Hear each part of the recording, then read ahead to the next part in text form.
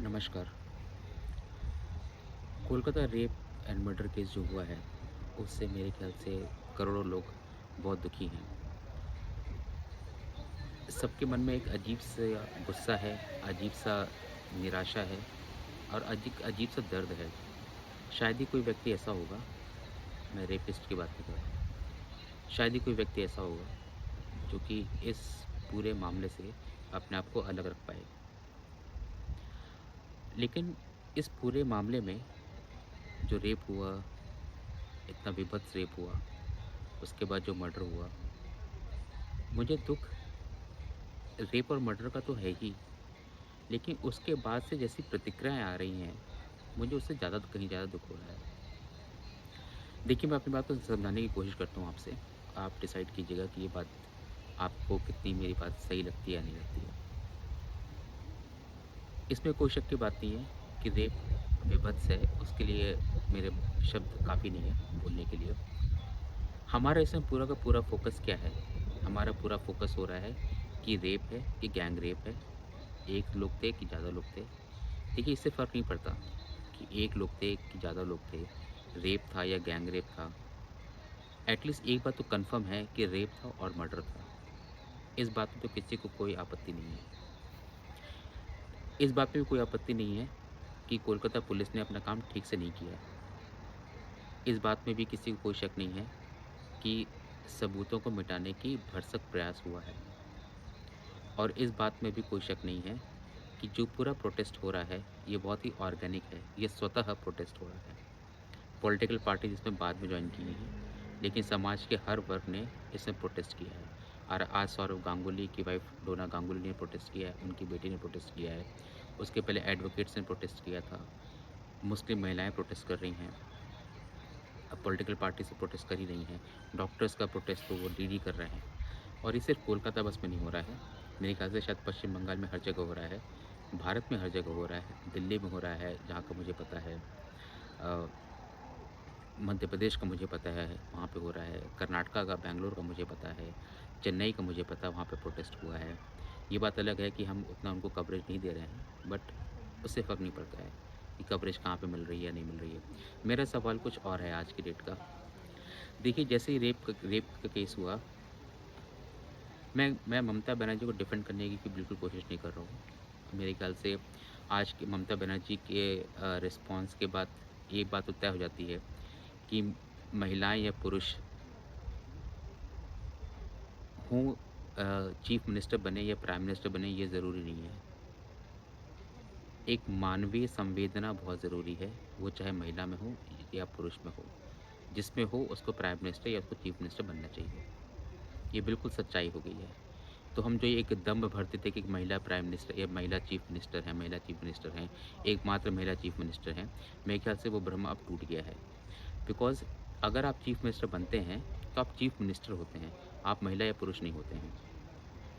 और आपके अंदर संवेदना अगर है, तो आप अगर एमएलए होंगे, तब भी वही संवेदना होगी, अगर आप चीफ़ मिनिस्टर होंगे, तब भी वही संवेदना होगी। सवाल मेरे मन में ये आ रहा है, जैसे ही प्रोटेस्ट हुआ, अ, ममता बनर्जी तुरंत डिफेंड करने के चक्कर में आ गईं, उनको तुरंत लगा अपनी कुर्सी बचाओ। उनके राज पहले तो उन्होंने बोला कि नहीं, ऐसा कुछ हुआ नहीं है। पहले उन्होंने इसको ल उन्हें लगा कि शायद ये ऐसा एक मर्डर, ऐसा एक रेप केस है जो कि पहले भी हो चुका है। कोलकाता में ऐसा कोई नया नहीं है, पहले भी हो चुका है। अब पश्चिम बंगाल में पहले भी रेप हुए हैं। इनफैक्ट आपको ये बात जान के हैरानी होगी कि जो एनसीआरबी का जो डेटा है, उसमें कोलकाता को सेफेस्ट सिटी बोला जाता है। ये बात अलग है, डेटा तो बिल्कुल सही है, सेफेस्ट सिटी बोला जाता है। लेकिन सेफेस्ट सिटी इसलिए बोला जाता है क्योंकि वहाँ पे क्राइम रिपोर्ट ही नहीं होते हैं। आप संदेश खाली के टाइम का मुद्दा देख लीजिए, वहाँ पे कितना ही भयंकर एक कांड हुआ। दिनों दिन तक अत्याचार हुआ महिलाओं पर। महिलाएँ खुद आके बोल रही हैं, कई महिलाएँ तो डर-डर के आ नहीं पाई हैं।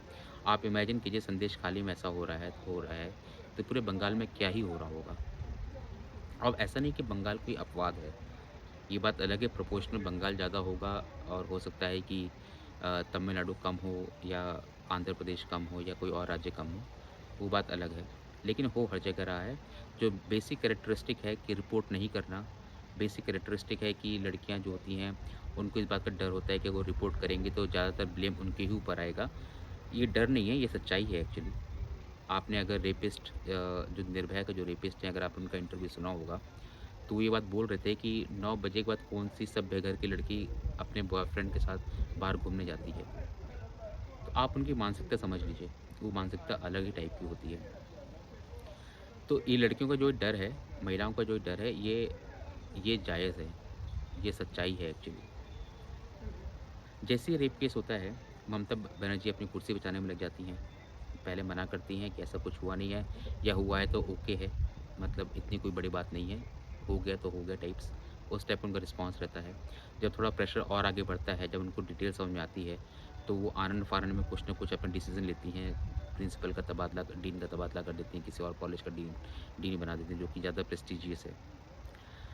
वो और उसके बाद उनकी पुलिस आती है, वहाँ पे आनन-फानन में उन्होंने जो भी कुछ किया, उसकी डिटेल्स अभी आनी आनी बाकी है। और अब अभी आप देखिए कि ममता बनर्जी का नया शगुफ़ा ये आया है, या उनके पार्टीज़ का क्लेम ये आ रहा है कि हमने तो एक्यूज़ को तुरंत पकड़ लिया था। आज भी आपके पास एक ही एक्यूज़्ड है। सीबीआई ने अब तक क्यों नहीं पकड़ा? 8 दिन हो गए हैं। आज ही मैं एक डिबेट सुन रहा था, उसमें एक टीएमसी के प्रवक्ता बोल रहे थे कि 170 घंटे हो चुके हैं, सीबीआई ने क्या किया? भाई साहब, 170 घंटे हो गए सीबीआई को, बात सच है, लेकिन 15 साल हो गए हैं ममता बनर्जी को, 13 साल हो गए हैं ममता बनर्जी को सीएम बने हुए। तब आपने क्यों कुछ नहीं किया? आज के डेट में आप 170 घंटे की बात करो, आप 13 साल की बात कीजिए ना।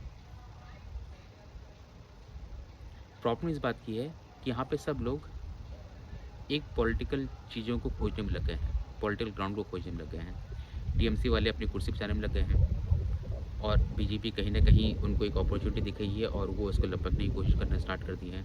कांग्रेस ने एक शांति बनाए रखी है और धीरे-धीरे करके अब प्रोटेस्ट करने आ रहे हैं। इनफैक्ट कांग्रेस को भी लालच होगी कि पश्चिम बंगाल में उनका एक जनाधार बन जाए, इसी दौरान। लेफ्ट वाले कभी इधर, कभी उधर, वो समझ ही नहीं पा रहे हैं कि उनको रिस्पॉन्ड क्या देना है, तो वो जैसी परिस्थिति होती है उसके हिसाब से रिस्पॉन्ड कर देते हैं। उनका कोई कमिटमेंट दिखाई नहीं पड़ता है। और आम आदमी पार्टी और बाकी पार्टीज़ के बारे में तो कोई बात करने की ज़रूरत ही नहीं है। अखिलेश यादव जो कि इस समय कांग्रेस के बाद इसमें जो थर्ड लार्जेस्ट सीट जीत कर आए हैं इस जनरल इलेक्शन में, वो तो अभी कुछ दिन पहले ममता बनर्जी से मिलने भी गए थे। अभी उनके पास इतना टाइम नहीं हुआ कि वो दोबारा ममता बनर्जी से जाके मिल सकें, या वहाँ पे जो लोग प्रोटेस्ट कर रहे हैं उनके साथ जाके खड़े हो सकें। इतना टाइम भी नहीं है। बीजेपी को लग रहा है कि यहाँ पर एक बहुत ही बैलेंस तरीके से और बहुत टाइट रोप में अपना काम करते हैं। बीजेपी को यहाँ पे अपॉर्च्युनिटी है, बीजेपी को वहाँ पे जनाधार भी है। बीजेपी वहाँ पे एज़ एन अपोजिशन पार्टी उस चीज़ को सेंसेशनलाइज़ करने की कोशिश कर रही है, और डेफ़िनेटली मीडिया ने इसको बहुत सेंसेशनलाइज़ कर दिया है। मेरी आपत्ति मीडिया के सेंसेशनलाइज़ेशन से नहीं है। मैं आज एक अलग ही मुद्दा उठाने की कोशिश कर रहा हूँ एक्चुअली। देखिए जिस टाइम पे कोलकाता रेप और मर्डर केस हुआ था, उसी टाइम पर ही इतने 6-7 और मर्डर और रेप हो गए। बदलापुर में रेप हो गया, उत्तराखंड में रेप हो गया, उत्तर प्रदेश में रेप उसके पहले हुआ था, उसके बाद भी हो गया। कोलकाता के पहले हुआ था अयोध्या में, उसके कोलकाता के रेप होने के बाद शाहजहानाबाद में कहीं पर हुआ है, वहाँ पे रेप हो गया, सेम डॉक्टर ने रेप किया। तो आप एक चीज़ सोचिए कि और सिमिलरली आप देखेंगे तमिलनाडु में रेप हुआ, मेरे ख्याल से बंगाल में आज एक और रेप हो गया। इमेजिन कीजिए, बंगाल में इतना प्रोटेस्ट चल रहा है, आज एक और लड़की के साथ कुछ रेप हुआ है या नहीं मुझे नहीं पता, लेकिन एक लड़की का मर्डर डेफ़िनिटली हुआ है। तो इसका मतलब ये हुआ ये कि हम सब लोग एक बहुत अजीब तरीके का एक डिमांड कर रहे हैं। हम सब लोग की बात कर रहा हूँ, सभी लोगों की बात कर रहा हूँ। हम सब लोग बोल रहे हैं कि बहुत स्ट्रिक्ट पनिशमेंट होना चाहिए, बहुत हार्श पनिशमेंट होना चाहिए, स्पीडी जस्टिस होनी चाहिए। देखिए, स्पीडी जस्टिस में तो कोई डिनायल नहीं है कि स्पीडी जस्टिस होनी चाहिए। Justice delayed is justice डिनायड। ये तो इसमें से 100% सच्चाई है कि स्पीडी ट्रायल होना चाहिए, स्पीडी जस्टिस होना चाहिए। उससे मुझे कोई आपत्ति नहीं है। मेरा जो क्वेश्चन ये आ रहा है कि क्या हम इन सारे सेंसेशनलाइज़ेशन के कारण, क्या हम एक बहुत ही बड़ी चूक कर रहे हैं? क्या हम एक बहुत बड़ी अपॉर्च्युनिटी को खो रहे हैं? क्या हमें एज़ अ स हम हमें पूरे समाज के तौर पर, पूरे पॉलिटिकल पार्टीज़ को एक साथ आकर एक कलेक्टिव फेल्योर के बारे में बात नहीं करनी चाहिए? क्या हमें ये नहीं बोलना चाहिए कि निर्भया केस जब हुआ था, उस टाइम हमें लगा था कि शायद अब दोबारा इंडिया में ऐसा होगा नहीं। लेकिन उसके बाद आप देखेंगे कि इंडिया में ऐसा नहीं कि रेप कम हो गया है, निर्भया के बाद। इनफैक्ट फ़र्क सिर्फ़ इतना हो गया है कि मीडिया में जो रेप ब्रूटल होते हैं या थोड़े पैटर्न से अलग होते हैं, उनके बारे में ज़्यादा चर्चा होती है। सिर्फ़ इतना ही बदला है। मीडिया रेप केस पहले भी दिखाती थी, अब भी दिखा रही है। बस फ़र्क अब इतना है कि अब वो जो पहले के जो नॉर्मल जो रेप होते हैं, अब वो कहीं पे एक बायलाइन बन जाते हैं। एक नीचे कहीं पे छोटी सी पट्टी में चल जाता है न्यूज़ कि हाँ, रेप हुआ, ऐसा हुआ, वैसा हुआ। जब तक कोई रेप अपने विविध रूप में ना दिखाई पड़े, तब तक उस रेप को मीडिया कवर नहीं कर रही है। और ये मीडिया की गलती नहीं है, इंडिया में इतने सारे इश्यूज़ हैं, हर दिन इतने सारे मुद्दे आते रहते हैं कि मीडिया को कवर करना पड़ता है और मेरे ख्याल से वो एक अलग मुद्दा है, उसको छोड़ छोड़ दीजिए। लेकिन इस रेप में क्या हमारे पास एक कोई कोऑर्डिनेटिंग एजेंसी है? क्या हमारे पास एक कोई कोऑर्डिनेटेड कलेक्टिव विल पावर है कि हमें रेप को रोकना है? हर बार जब भी रेप होता है, हम तुरंत जागते हैं। अभी आप भी देखिए कोलकाता रेप केस 1 हफ्ते के बाद ठंडा पड़ जाएगा। कुछ-कुछ होगा और ठंडा पड़ जाएगा। मंडे के बाद आप देखिएगा चीज़ें वापस से स्टार्ट हो जाएँगी। चीज़ें एक अलग ही तरीके से इसका भटकाव स्टार्ट हो जाएगा। तो जो नरेंद्र मोदी ने बोला था कि रेप को दिखाना तो अच्छी बात है, लेकिन रेप का जो पनिशमेंट मिलता है उसको दिखाना चाहिए। मीडिया वहाँ पे नहीं दिखाता है। एक तरीके से बात सही है, लेकिन ये बात आधी सच है। देखिए रेप आपको दिखाना है, प्रॉब्लम वो नहीं है। प्रॉब्लम वो है कि आपको रेप को टैकल कैसे करना है। आपको क्या लगता है अगर आप हार्श पनिशमेंट कर देंगे रेप का, तो क्या रेपिस्ट रेप करना बंद कर देंगे? ऐसा बिल्कुल नहीं है। अगर ऐसा होता तो निर्भया केस में फांसी हुई है सज़ा, टाइम लगा है लेकिन फांसी हुई है और लोगों को पता है कि हाँ, मुझे फांसी होनी है और उसके बाद ये बात भी लोगों को पता है कि इसका पनिशमेंट बहुत हार्श होगा, मेरी ज़िंदगी खत्म हो जाएगी, लेकिन तब भी लोग रेप करने से बाज नहीं आ रहे हैं। मैंने आपको एग्ज़ाम्पल दिया ना कि कोलकाता में अभी रेप हुआ, मर्डर हुआ, उसके इमीडिएटली बाद आपने उत्तराखंड का देखा, राजस्थान का देखा, तमिलनाडु का देख लिया, अब महाराष्ट्र में देख लिया। तो इसका मतलब ये नहीं है कि कि रेपिस्ट जो हैं उनको कड़े सज़ा से ड डर जाएँगे वो, ऐसा बिल्कुल नहीं है। और आप मुझे मिडल ईस्ट का एग्ज़ाम्पल मत दीजिएगा क्योंकि मिडल ईस्ट में रेप जो होता है वो रिपोर्ट ही नहीं होते हैं एक्चुअली। तो मिडल ईस्ट में लोग बोलते हैं कि हाँ, तुरंत सर काट देते हैं और जो भी उनको जान से मार देते हैं, स्टोन टू डेथ कर देते हैं। मेरे ख्याल से वो मिडल ईस्ट का पैटर्न हो सकता है लेकिन वो पैटर्न भी अपने आप में फूल प्रूफ पैटर्न नहीं, फूल प्रूफ नहीं, वो तो बहुत ही फ्लॉट पैटर्न है एक्चुअली क्योंकि वहाँ पे रेप केस रिपोर्ट ही नहीं होते हैं। रेप केस में बहुत सारे हमारे इंडिया में मैरिटल रेप को हम रेप ही नहीं मानते हैं। तो ये भी एक बहुत बड़ी लॉ की चूक हुई है। मुझे लगता है कि जो अभी जो हमारे ये भारतीय न्याय संहिता आया था, इसमें इस चीज़ को एड्रेस कर देना चाहिए था बट समहाउ उन्होंने एड्रेस नहीं किया या किया है तो मुझे इसके बारे में आइडिया नहीं है। जहाँ तक मेरी इन्फॉर्मेशन है नहीं किया है। हम एक ऐसा मौका नहीं खो रहे हैं, जहाँ पर हम पूरी सोसाइटी एक कलेक्टिव विल पावर के साथ, एक कमिटमेंट के साथ आएँ। पॉलिटिकल पार्टीज़ बोलें कि रेप हो रहे हैं, आज आपके प्रदेश में हो रहा है, कल मेरे प्रदेश में होगा, कल पूरे देश में हो रहा है। हर दिन ऑलमोस्ट 31,000 रेप्स हो रहे हैं सॉरी हर साल 31,000 या 32,000 के आस-पास रेप हो रहे हैं, जो कि पर डे 90 के आस-पास होते हैं। अगर आप भारत में यूनियन टेरिटरीज़ और स्टेट्स में डिवाइड कर दीजिए, तो तकरीबन डेटा निकल के आएगा का मोटा-मोटा कि हर दिन ऑन एन एवरेज 3 रेप हर दिन हर स्टेट में होते हैं। ठीक है? तो ये किसी एक स्टेट की प्रॉब्लम नहीं है। हमें एक्चुअली ध्यान देना पड़ेगा कि रेप हो क्यों रहा है और हम रेप को रोक कैसे सकते हैं। और इसमें एक सिस्टमिक बदलाव की ज़रूरत है। इसमें आपको एक पूरा सिस्टम तैयार करना पड़ेगा और ये सिस्टम एक दिन में खड़ा नहीं हो जाएगा। सिर्फ़ पनिशमेंट अगर अगर आपने कैपिटल पनिशमेंट या बहुत हार्श पनिशमेंट अगर आपने देना शुरू कर दिया या जैसे ममता बनर्जी बोल रही हैं कि तुरंत फांसी दो, तुरंत फांसी दो, तुरंत फांसी दो। आप एक चीज़ समझिए, अगर हम रेप केसेस को तुरंत फांसी के दौर के उसमें हम लेके चले जाएँगे, अगर हम उसी डायरेक्शन में चले जाएँगे, तो कल को जो रेप सर्वाइव करती हैं महिलाएँ, वो सर्वाइव नहीं करेंगी। हर बंदा रेप करने के बाद उनको जान से मार देगा। ये एक बहुत ही बड़ी सच्चाई है, जिसको हम इग्नोर नहीं कर सकते और ये एक बहुत बड़ी प्रॉब्लम है, जिसको हमें आगे ध्यान देना पड़ेगा। मेरा सिर्फ़ इतना इतना एक सवाल जो मेरे मन में आ रहा है कि एक अच्छी अपॉर्च्युनिटी है, पूरा देश इसमें आंदोलित है। सुप्रीम कोर्ट ने एसआईटी बनाया है लेकिन वो एसआईटी सिर्फ़ डॉक्टर्स के लिए है। वो सिर्फ़ इस बात को लेकर है कि डॉक्टर्स के पास कन्वीनियंस कितना है, उनके पास इंफ्रास्ट्रक्चर कितना है, उनके आराम करने का टाइम कितना मिलता है, उनको काम करने का टाइम कितना मिलता है, तो बहुत डॉक्टर सेंट्रिक है, जो कि अच्छी बात है, लेकिन कॉम्प्रिहेंसिव नहीं है।